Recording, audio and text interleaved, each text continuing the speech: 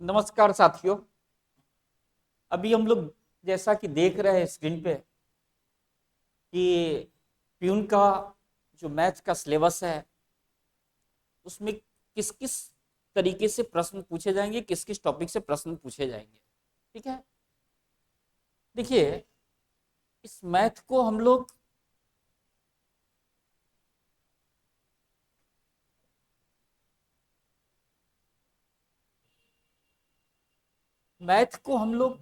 तीन पार्ट में बांट देंगे, क्योंकि हम लोग का जो सिलेबस मेंशन किया गया है उसमें यह बताया गया है कि आपका 10th लेवल का मैथ होगा। तो देखिए हम लोग इसको तीन पार्ट में बांट देते हैं, मैथ को तीन पार्ट में बांट देते हैं। एक सिंप्लीफिकेशन से संबंधित प्रश्न, जिसको आप नंबर सिस्टम, एलसीएम, एचसीएफ जो बोलेंगे। ठीक है, हम उसको पूरे को कवर समेट लेते हैं और उसका नामांकन करते हैं सिंप्लीफिकेशन। ठीक है, चाहे उसमें आप नंबर बोले, नंबर सिस्टम बोले, एलसीएम बोले, एचसीएफ बोले, या जिसको भी आप समेटिए, सिंप्लीफिकेशन। दूसरा होगा एरिथमेटिक, और तीसरा एडवांस। क्योंकि आपको 10th में ट्रिगोनोमेट्री भी पढ़ना है, ज्योमेट्री भी पढ़ना है, अलजेब्रा भी पढ़ना है, तो इससे भी प्रश्न पूछेंगे। दिमाग में भर लीजिए, प्रश्न पूछेंगे, भले ही आसान सा सवाल हो लेकिन रहेगा। तो कहने का ये मतलब है कि हमने पूरे मैथ को तीन पार्ट में बांट दिया, एक सिंप्लीफिकेशन, दूसरा अरिथमेटिक और तीसरा एडवांस। और सबसे प्रश्न रहेंगे। ठीक है, और एडवांस में मुझे लग रहा है कि इसमें इसकी प्रायोरिटी मेंसुरेशन में ज्यादा होगी। मेंसुरेशन में आपका नियर अबाउट मुझे लग रहा है कि 5 से 10 प्रश्न रहेंगे, एटलीस्ट 5 क्वेश्चन तो रहेगा ही रहेगा मेंसुरेशन से। और मेंसुरेशन बनाने के लिए आपको फॉर्मूला याद होना चाहिए। मैं पहले ही कह दे रहा हूं, मेंसुरेशन के लिए आप फॉर्मूला को अभी से कंठस्थ करना शुरू कर दीजिए, क्योंकि बिना फॉर्मूला का मेंसुरेशन नहीं बनेगा और फॉर्मूला पुटिंग क्वेश्चंस रहेंगे, क्वेश्चन का लेवल बहुत ज्यादा नहीं रहेगा। अब देखिए सिंप्लीफिकेशन की जहां तक बात है, तो सिंप्लीफिकेशन में क्या रहेगा, तो आपका, जैसे मैं एक सवाल शुरू करता हूं जोर से, अगर ऐसा रहे 7 7 7 7 7 plus 7 7 7 7 plus 7 7 7 plus 7 7 plus 7 is equal to what. ठीक है, अगर इस तरह का प्रश्न पूछ सकता है, इसकी संभावना भी है, पूछ सकता है। अगर इस तरह का प्रश्न पूछते तो आप क्या करेंगे? कुछ नहीं करने की आवश्यकता है। आप सोचेंगे कि इसको इसके साथ कुछ नहीं, बड़ी संख्या है, इसमें कितने डिजिट है? 5 डिजिट। बड़ी संख्या है, कितने डिजिट है? 5 डिजिट है। तो सिंपली 7 × 5, 7 × 4, 7 × 3, 7 × 2, 7 × 1। तो क्या कर देंगे यहां पर हम? 7 × 5 35 आ जाएगा।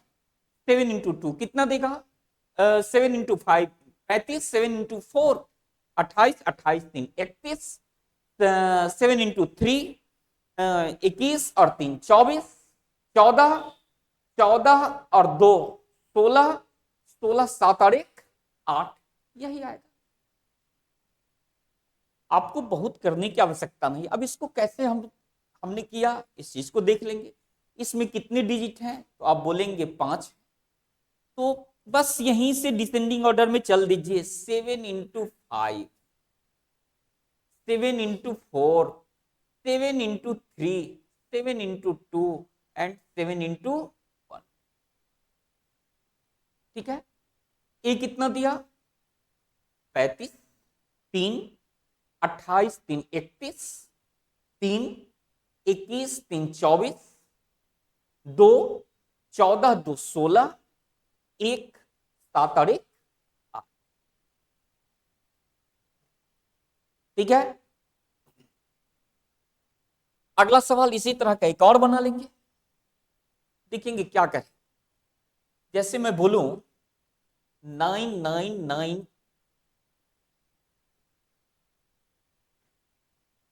Plus 999 plus 9999 plus 999 plus 99 plus 9 is equal to what, is equal to what, कितना देगा। तो आप क्या देख रहे हैं, 6 है, 6 है, 5 है, 4 है, 3 है, 2 है, 1 है, 1 है। तो क्या करेंगे, 9 into 6, 9 into 6, 9 into 5, 9 into 4, 9 into 3, 9 into 2 and 9 into 1। Simple. ये कितना देगा, तो आप बोलेंगे ये 54 देगा। कैरी कितना, 5 45 5 50, 50 36 5 41, 41 27 4 31, 31 18, 18 3 21, 21 9 2 11, यही इसका आंसर है। ठीक है, कुछ करने की आवश्यकता है, सिर्फ काउंट कर लेना है और ऐसे प्रश्न पूछने की संभावना है। 9 6 54, 5 45 5 50, 5 36 5 41, 4 27 4 31, 3 18 और 18 और 3 21 और 9 2 11।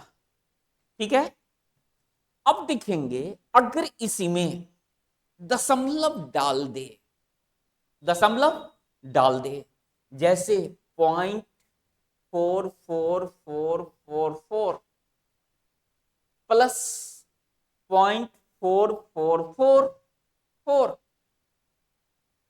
Plus 0.444 plus 0.44 plus 0.4 is equal to what.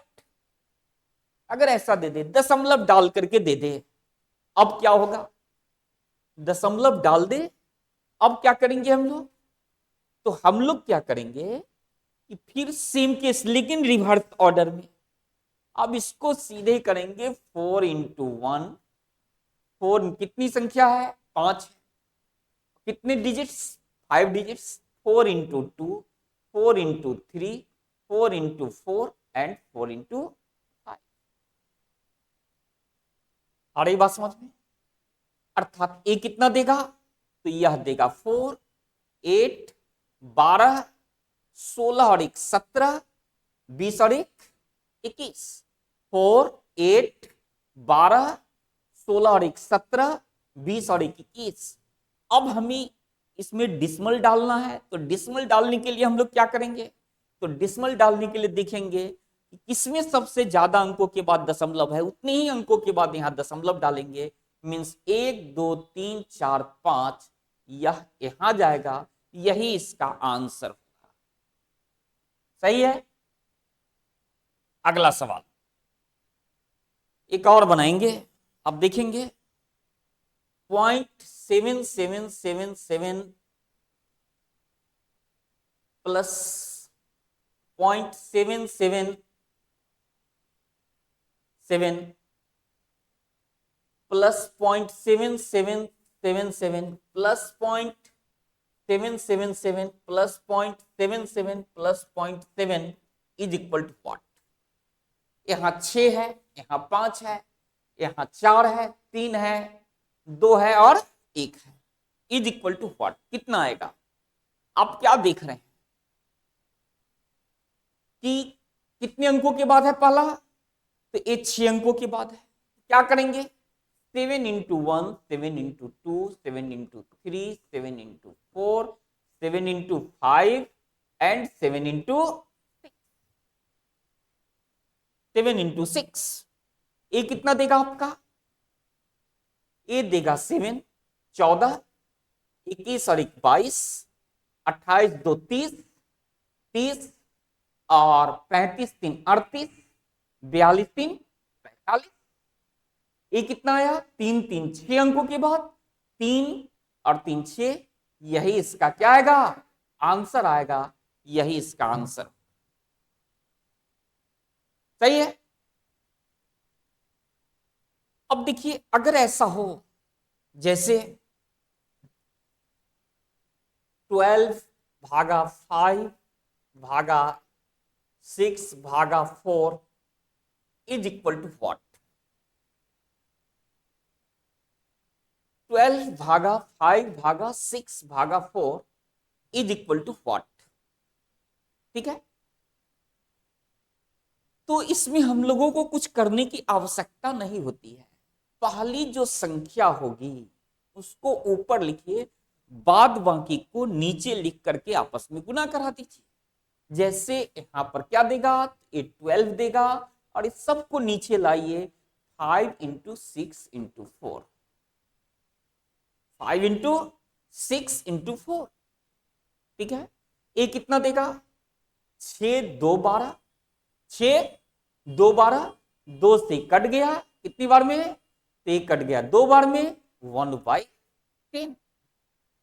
अगर एक इस फॉर्म में ऑप्शन नहीं हो, डिसिमल के फॉर्म में ऑप्शन हो, तो आपको मालूम है नीचे जितना जीरो होगा ऊपर वाले अंकों में उतने ही अंकों के बाद दशमलव डालेंगे।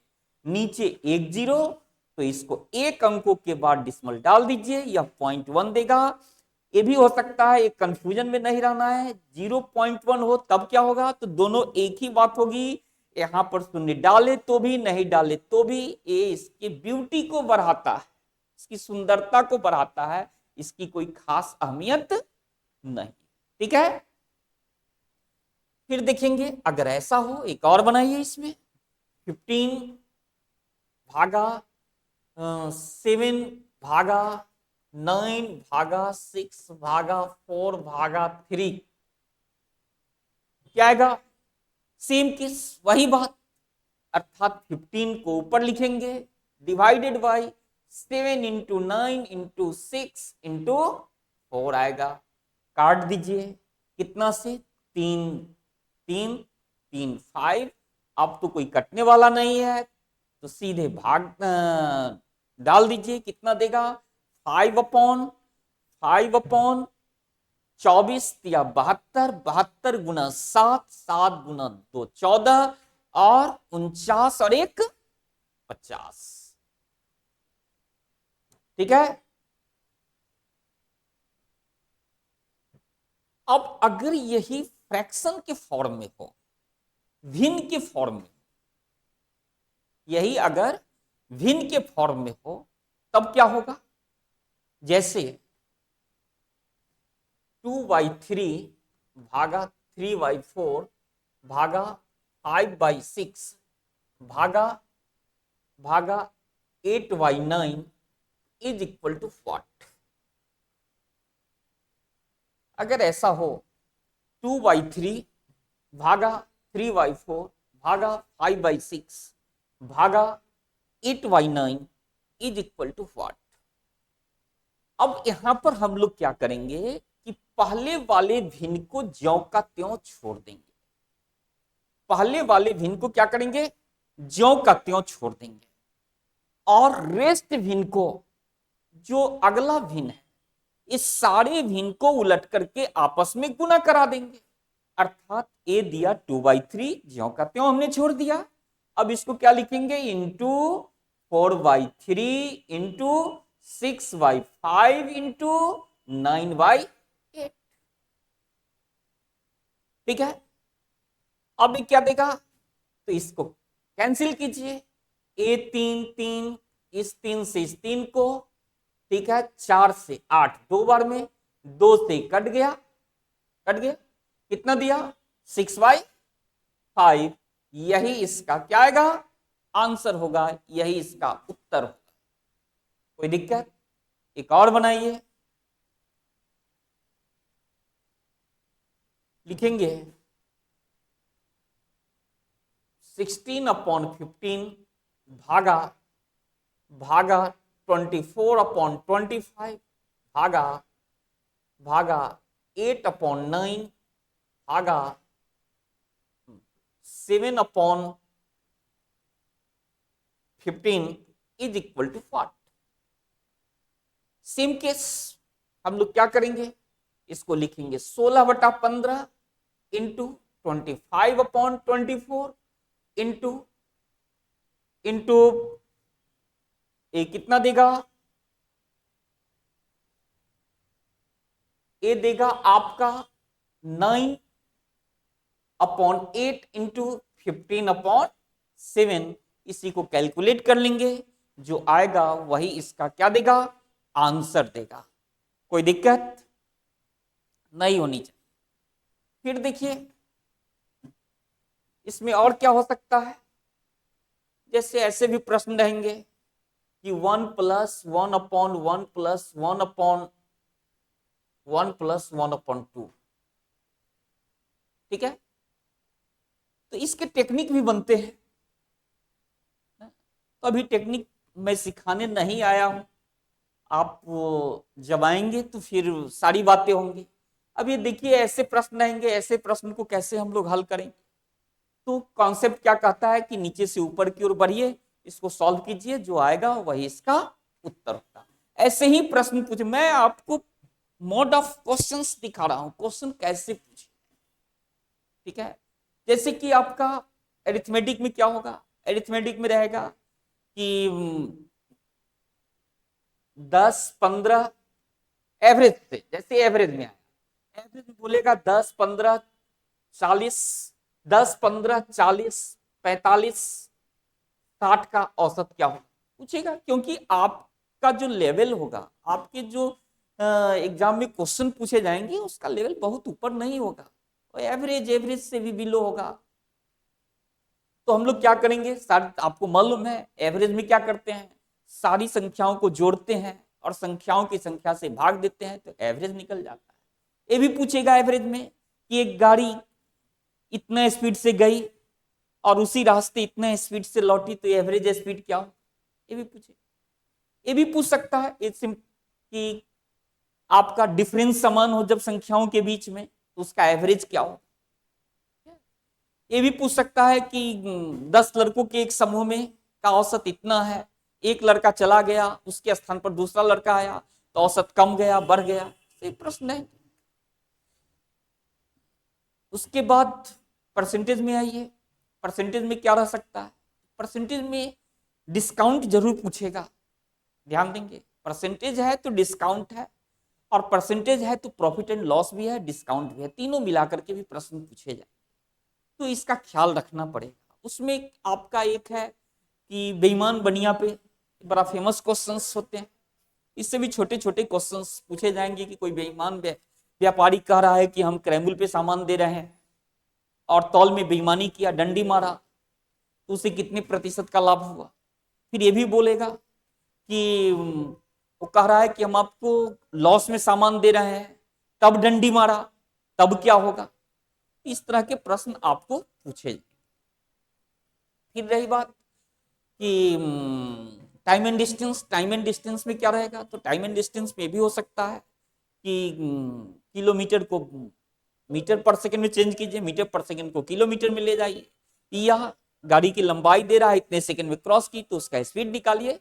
मतलब कि एवरेज प्रश्न रहेंगे, बहुत ऊपर का प्रश्न नहीं, ठीक है।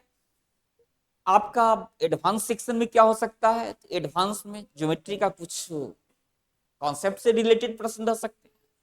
उसके बाद ट्रिकोनोमेट्री में आपका साइन कॉस टेन के फॉर्मूला से रिलेटेड क्वेश्चंस आपका दे देगा, sine 45 degree plus cos 60 degree plus tan 90 degree is equal to what, बस फॉर्मूला पुटिंग क्वेश्चंस आएंगे।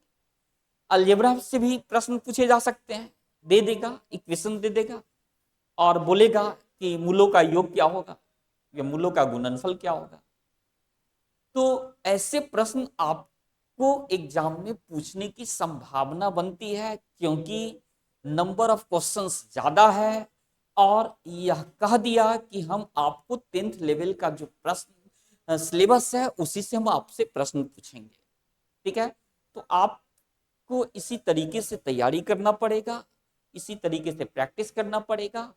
और हम लोगों का एक न्यू बैच आ रहा है, आप अगर चाहें तो ऑनलाइन ऑफलाइन जैसे भी हो आप जुड़ सकते हैं और इसका फायदा उठा सकते हैं, क्योंकि एक दिन एक topic, one day one topic, हम लोग प्रत्येक दिन एक टॉपिक को फिनिश करेंगे, उस पर प्रैक्टिस करेंगे और समय जो लगे, समय का ख्याल नहीं, हम लोग को टॉपिक फिनिश करना है, समय का ख्याल नहीं रखना है। ठीक है, तो अगर आप चाहते हैं कि सफलता आसानी से मिले तो जुड़िए, हम लोगों का सहयोग आप लोगों को एक्सेलरेट करेगा, आप लोगों को आगे बढ़ाएगा। ठीक है, और गति प्रदान करेगा उसमें। तो हमारी शुभकामनाएं हैं कि आप लोग जुड़िए और सफल होइए। Thank you very much.